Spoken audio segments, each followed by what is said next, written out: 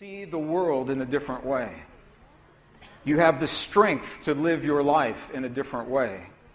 And this is very, very important, and this is why we're here today. We're here today to do something very powerful, very important. Let me ask a question. How many people in this room believe that you have a power within your body that is not fully used? How many believe that? Okay, how many believe that the power is there first? Do you believe the power is there? Okay, my question, why don't you use it? Why aren't we using that power? There's a reason why. And that reason is what we're here to do today. In the Western world, in the modern world, we base our understanding of our lives and the universe upon science. And I was trained as a scientist, and science is good, and sometimes science is wrong. There are two places where science has made false assumptions about you, about me, about our universe, about this world. Two places. And we're going to identify what those places are, and we're going to explore them today. Because it changes everything. It changes everything when we understand the truth where science made the mistake. First of all, science tells us that the space in the emptiness of the universe is truly empty. And we know that that is not true. That the space between you and me and the space between the stars, they say, is empty. But that's not true. Nothing could be further from the truth. Because there's something in that space. And that something is what gives us the power to heal our bodies and to bring peace to our world and to change this world if we understand the language to speak to that stuff that is in the emptiness. But science tells us there's nothing there, number one. Number two, science tells us that the inner experience in your heart, in my heart, that our thoughts, our feelings, our emotions, our prayers, our beliefs in our bodies have no effect on the world beyond our bodies. Do you believe that? I'm going to tell you, there is a language. There is a language that lives in every human that walks this earth. It's a language of no words. It's a language of human emotion. It's a language that was lost to Western traditions 1,700 years ago. But it's a language that has been remembered in ancient and indigenous traditions. So if you're like me, you'd like to know what this day is all about. Do you know what today is all about? Do you even know what we're going to do? Would you like to know? Okay, so this is what we're going to do. The bottom line, these are false assumptions. There is something in the emptiness. There is no empty space. It is alive. It is pulsing. It is living. It is intelligent. There is a field of energy that holds everything together, and you and I are part of that field. What we're going to do today, the bottom line, we're going to share the science that tells us, number one, that the field is there. Number two, we're going to discover that our bodies and our world are the materialization of that field. From the unreal to the real, from the invisible to the visible, from the probability of quantum possibilities to the reality of our physical world.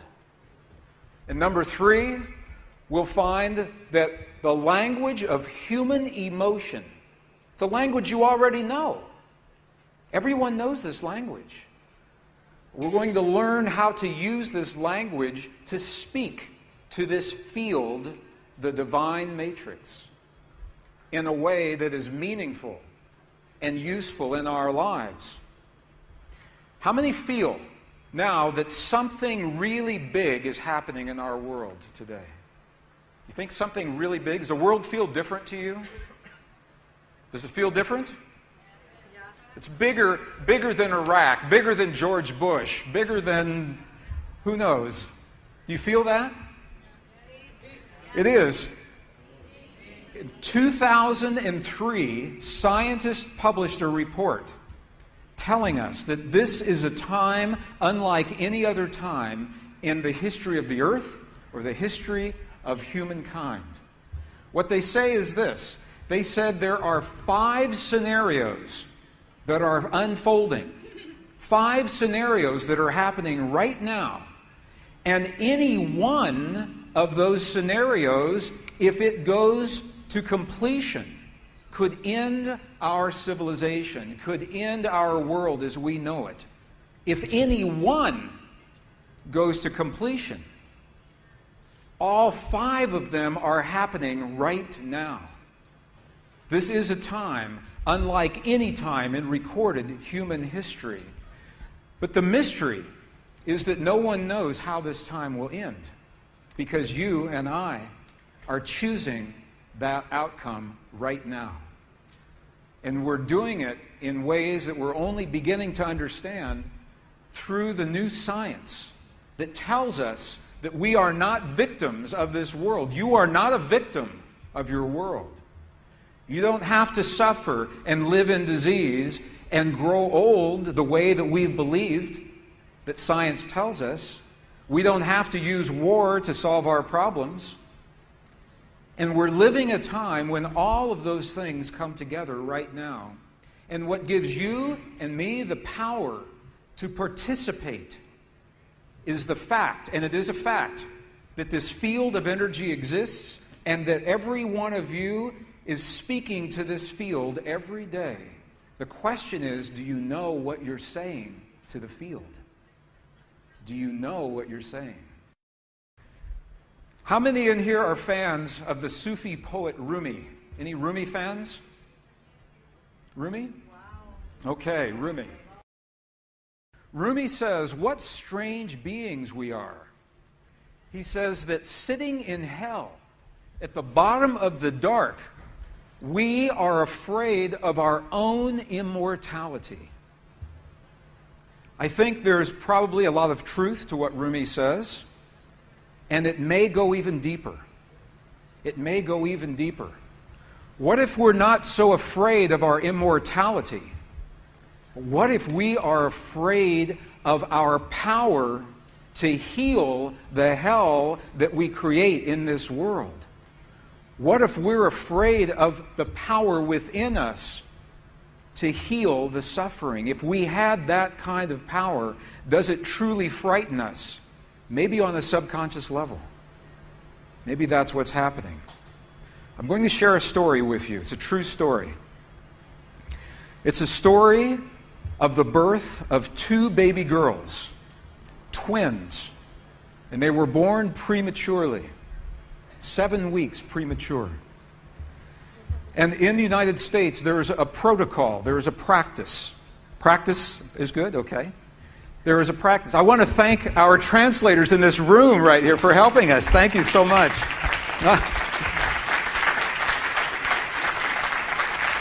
They're working very hard today, I can tell. There is a practice in the United States when babies are born prematurely. The first thing they do is separate the babies. Now, can you imagine living in the womb of your mother for 6 or 7 or 8 months and living close to another being, your twin brother or your twin sister, and hearing the heartbeat of your mother every day and the heartbeat of your twin every day, and suddenly you're taken from that environment. And the first thing that happens is you're separated, and they put one twin, one premature baby in one incubator, and the second baby in a second incubator under the hot lights of the intensive care unit in the hospital. They put them in separate rooms, lying on their stomachs, face down. That's what they do with the new babies, the premature babies. So these 2 baby girls came into the world. And this is what happened. They were separated, taken to different rooms, and immediately one of the little girls began to fail. Her vital signs began to drop. She was dying. There was a nurse who was working at the time. And the nurse said, "I must do something or this baby will die." She said, "I'm going to break the rules. I'm going to break the protocol." And she reached in, picked up the young baby that was dying. She took her into the intensive care unit with her sister, and you know where the story's going. You know what happened. She put the weaker girl in the incubator with the stronger girl. But this is where the story gets really interesting. And this is what tells me what I'm about to share with you is something that we are born with. It's not something that we learn. Because here is what happened. They put the weaker baby girl in with the stronger one. And immediately the stronger one reached out with her arm and placed her arm around the shoulders of her baby sister. And the minute she did that, the instant she did that, her sister's vital signs stabilized. And she got stronger and stronger and stronger, and they both lived. Okay, can you feel that feeling? Can you feel that? See, I can see you're holding your heart. Some of you have tears in your eyes. Why? That feeling is a language. That feeling is a power that lives inside of your body. If I had walked onto the stage and said, "Now, have that feeling," it may have been hard to do. But you saw an image that gave you a reason for that feeling. You're still crying. It's a powerful story. It's a powerful image. It's true. And the two girls lived, and they're doing very well today. That feeling is something that does not happen in your mind. It happens in your heart. The image and the story went directly to your heart. It bypassed your mind. It bypassed the filters. It bypassed the logic, the questions, the conditioning, the judgment. It was just a feeling. Today, modern science is beginning to understand that that feeling that happens inside of our bodies has a direct effect on the stuff our world is made of, on the atoms and the molecules of our physical world.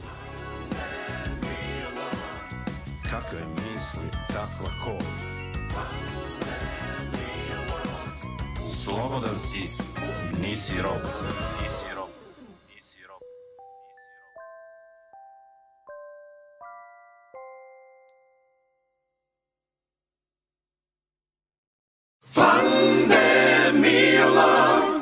Slobodan si, nisi rob.